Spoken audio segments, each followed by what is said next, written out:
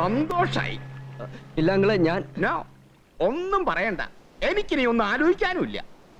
അയ്യോ അങ്കിളെ, അത് ഞാൻ ഈ കൊട്ടാരം പോലെയുള്ള സൗധത്തിന്റെ ഭാവിയിൽ ഉടമ എന്റെ മരുമകനാകാൻ പോകുന്നതിലുള്ള സന്തോഷം എന്റെയും എന്റെ സ്വന്തം ഭാര്യയുടെയും എന്റെ മോളുടെയും പേരിൽ ഞാൻ ഇവിടെ വെച്ച് രേഖപ്പെടുത്തിക്കൊള്ളുന്നു. ജയ് ഹിന്ദ്. അയ്യോ അങ്കിളെ, ഞാൻ പറയുന്നു കേക്ക്. ഒന്നും പറയണ്ട. മോനറിയാലോ, ദിവസം ചെല്ലും തോറും എന്റെ മോളുടെ വയസ്സ് കൂടുകയും എന്റെ ആയുസ് കുറയുകയും ചെയ്യുക. ആറിയ കഞ്ഞി പഴങ്കഞ്ഞി ആവുന്നതിന് മുമ്പ് ഇന്ന് തന്നെ തീരുമാനത്തിൽ എത്തിയേ പറ്റൂ. You are correct. അയ്യോ അങ്കിളെ, എന്നെ ഒന്ന് പറയാൻ അനുവദിക്കുന്നത്. ഇപ്പൊ അങ്ങോട്ട് ചേർന്ന് കഴിഞ്ഞപ്പോ ചെറിയൊരു പ്രശ്നം. പിന്നെ ഓഫീസിലെ സ്റ്റാഫാ. അവൾക്ക് ഇവിടെ എന്ത് കാര്യം? പോവാൻ പറ. അതെ, സ്റ്റാഫിന് ഇവിടെ എന്ത് കാര്യം? പോവാൻ പറ.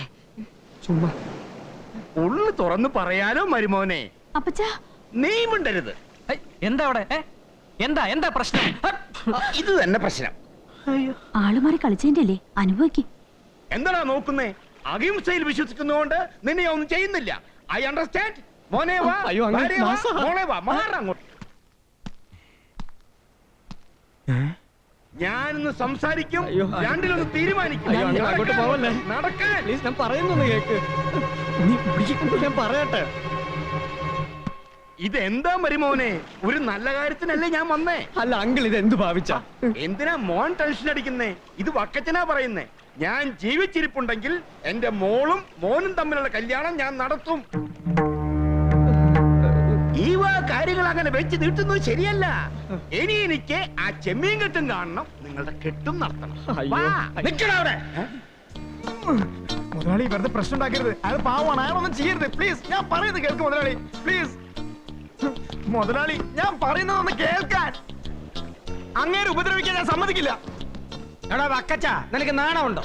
നിന്നെ എന്റെ പിറന്നാളിൽ ഞാൻ ക്ഷണിച്ചില്ലല്ലോ, പിന്നെ എന്തിനാ ഇങ്ങോട്ട് എഴുന്നള്ളിയേ?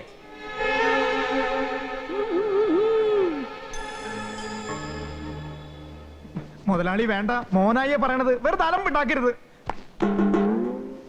മോനെ ഇവരെന്നെ. എടാ വക്കച്ച, നിനക്ക് എന്റെ മോനെ വേണമല്ലേ? ഇനി ആദ്യം പറഞ്ഞ് ഇതിനകത്ത് വന്നാൽ നിന്റെ കാലിയാൻ പറ്റും.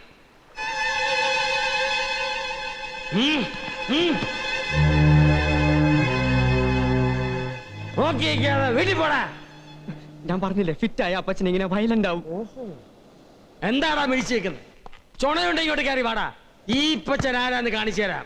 വാടാ വാടാ. മരുമോൻ പറഞ്ഞത് കേട്ടില്ലേ? കഴിഞ്ഞ തവണത്തെ പോലെ ഒരു നർമ്മ സംഭാഷണത്തിനാണെങ്കിൽ ഇപ്പൊ വേണ്ട.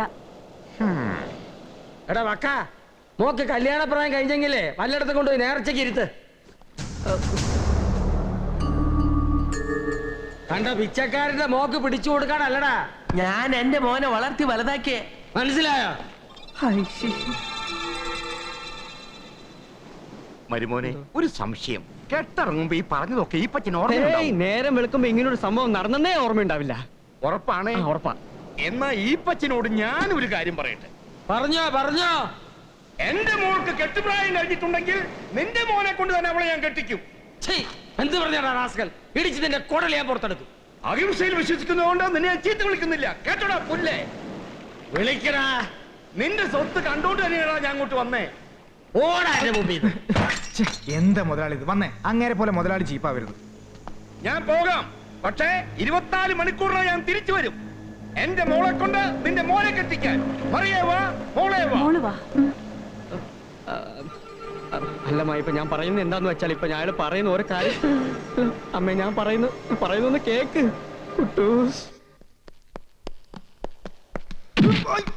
പോക്കിതനം കാണിക്കുന്നതിന് അതിലുണ്ടടാ പുല്ലേ. അകത്തിരുന്ന് ഈപ്പച്ച മോനെ വലിച്ചെടുത്തോണ്ട് ഒന്ന് ഗുസ്തി പിടിക്കാനും കോപ്രായം കാണിക്കാനും നിന്നോട് ആരാ പറഞ്ഞു? ഓഹോ, അതാണോ കാര്യം? അത് തന്നെ കാര്യം. അലവലാതെ അമ്മായച്ചനല്ലേ വക്കച്ചൻ. അയാളുടെ അടുത്ത് രക്ഷപ്പെടുന്നതാണ് തിണ്ടി ഞാൻ ഈ പാടകപ്പെട്ടത്. എന്നിട്ടെന്നാ സംഗതി എത്തില്ലേ? അവിടെ തന്നെ എന്നിട്ട് സാധനം അവിടെ? ഏത് സാധനം? നീ ഇത്ര നേരം കയ്യിലിട്ട് കളിച്ചോണ്ടിരുന്നില്ല, ആ സാധനം എവിടെയെന്ന്? ആ, അതായിരിക്കണു.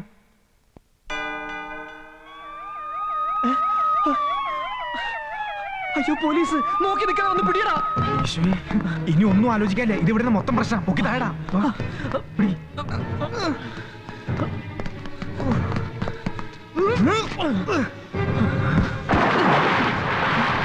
മതി കണ്ടത്.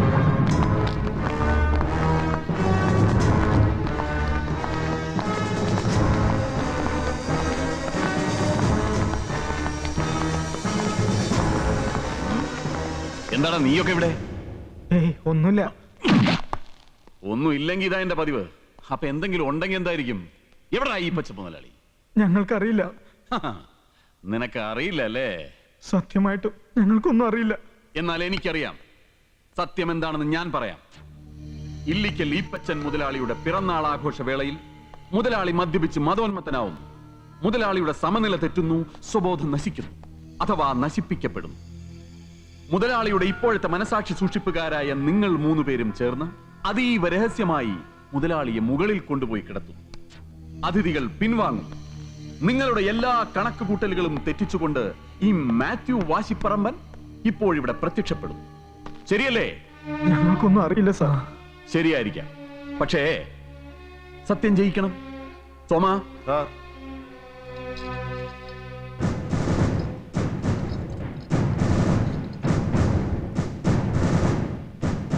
ഇതെന്താണെന്നറിയാമല്ലോ? ഈപ്പച്ചൻ മുതലാളിയുടെ കൊലയാളികളുടെ കൈകളിൽ അണിയിക്കാനുള്ളതാണിത്. സാർ 24 മണിക്കൂറിനകം കൊലയാളികളെ പിടിച്ചു കൊടുക്കാമെന്ന് മുതലാളിക്ക് വാക്കുകൊടുത്തവനാണ് ഞാൻ. ഇപ്പോഴിതാ ഈ നിമിഷം ഞങ്ങൾ നിരപരാധികളാണ് സാർ. ഞങ്ങളെ രക്ഷിക്കണം. നിങ്ങൾ നിരപരാധികളായിരിക്കും, പക്ഷേ എന്റെ നിരപരാധിത്വം കൂടി നിങ്ങൾ മനസ്സിലാക്കണം. ഞാൻ ഈ ബർത്ത്ഡേ പാർട്ടിക്ക് മനഃപൂർവ്വം വരാതിരുന്നതാ. എങ്ങനെ വരും? ഈ കാക്കിക്കുള്ളിലും ചമ്മൽ, ലജ്ജ എന്നിട്ട് അതിവികാരങ്ങളുണ്ട്. എനിവേ, ഈ പച്ചൻ മുതലാളിയുടെ കൊലയാളികളെ പിടികൂടിയിട്ട് ഈ മാത്യു വാശിപ്പറമ്പൻ ഇനി ഏതൊരു പാർട്ടിക്കും പോകൂ. അതെന്റെ ഒരു വാശിയാ. മുതലാളിക്ക് കൊടുത്ത വാക്ക് ഞാൻ പാലിക്കും. സംശയം ഉണ്ടോ? ഓക്കെ, ഞാനിവിടെ വന്നെന്നോ വന്നിരുന്നെന്നോ വന്നിട്ട് പോയെന്നോ നീ എങ്ങാൻ മുതലാളിയോട് പറഞ്ഞാൽ ഇട്ടിച്ച് നിന്റെ ഒക്കെ ഷേപ്പ് ചെയ്യാൻ പറ്റും. Understand? Many many happy returns of the day ചെന്ന് മുതലാളിയോട് പറഞ്ഞേക്ക്.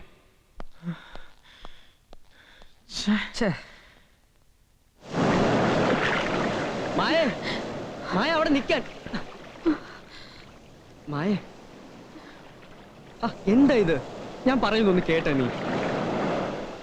മായ, സത്യമാ ഞാൻ പറയുന്നൊക്കെ. നമ്മുടെ ദാസിന് വേണ്ടി അപ്പൊ എനിക്ക് അങ്ങനെ ഒരു വേഷം കെട്ടേണ്ടി വന്നു. പക്ഷെ അതൊന്നും മനഃപൂർവ്വമായിരുന്നില്ല. സ്നേഹിച്ച പെൺകുട്ടിയെ എന്നേക്കുമായി നഷ്ടപ്പെടുമ്പോ ഒരു ചെറുപ്പക്കാരനുണ്ടാകുന്ന വേദന മായക്ക് മനസ്സിലാവില്ല. മായ ഒന്ന് ആലോചിച്ചേ. വിട്ടുപിരിയേണ്ടി വന്ന എനിക്കുണ്ടാകുന്ന വേദന മായക്ക് ഊഹിക്കാവുന്നതല്ലേ ഉള്ളൂ. എല്ലാം എനിക്ക് മനസ്സിലാവുന്നുണ്ട്, പക്ഷേ എന്റെ ഉണ്ണി.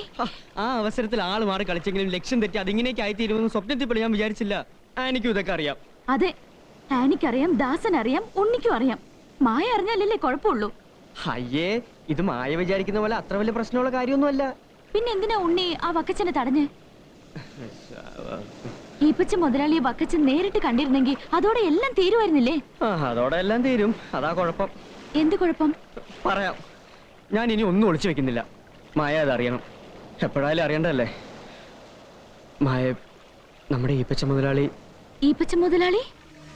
പാർട്ടി കഴിഞ്ഞ് ഞങ്ങൾ ചെന്ന് നോക്കുമ്പോ ഈപ്പച്ച മുതലാളി. ഈപ്പച്ച മുതലാളി? ഈപ്പച്ച മുതലാളി. എന്താ ഉണ്ണി? ഈപ്പച്ച മുതലാളി.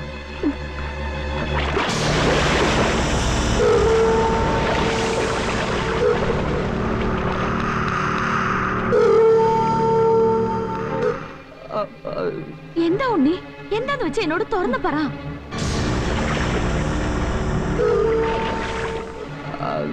എന്താ നിർത്തിയേ?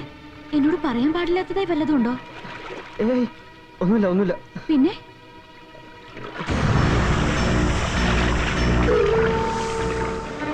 അത് പിന്നെ ഉണ്ണി എന്തോ എന്നെ വിളിക്കുന്നുണ്ട്. ഞാൻ പോവാ. ഈ നാടകമൊക്കെ കളിച്ചു തീർന്നിട്ട് മനസ്സുണ്ടെങ്കിൽ ഇനി എന്നെ കാണാൻ വന്നാ മതി. അല്ല മായ, മായ ഞാൻ പറയുന്നൊന്ന് കേക്ക്.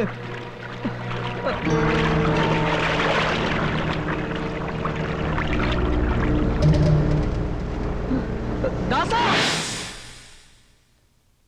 ദാസ എണീക്ക്, എണീക്കാൻ.